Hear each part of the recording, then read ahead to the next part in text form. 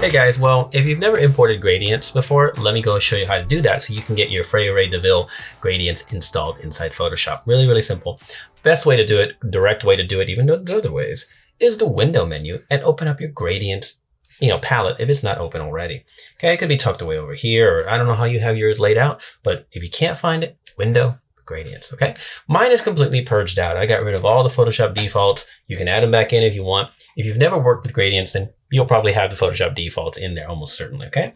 So here's what we do. We go to the top right of the menu, of the palette. There's a little 4 lines there. Open up a submenu and go to Import Gradients.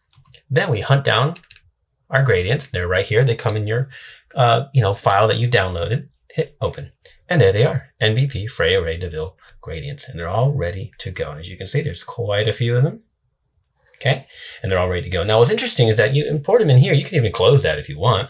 Now, if you were to bring out a gradient map, for example, and open up the gradient editor, they're there. They're all there. So you can even import them from here. There's an import button here as well. You can import them from a gradient map adjustment layer, and you can even import them from the gradient adjustment layer, which is no surprise, right? Come here and hit import, and you can do that as well. So just don't forget window menu, gradients, and go here to import gradients. Then you can add them. Of course, this is how you manage gradients in general. So make your own, modify your own, and have fun with it. But at least enjoy the inspiration that we're sharing with you of all the work that we do and the usual type of color work that we enjoy, Freyja and I.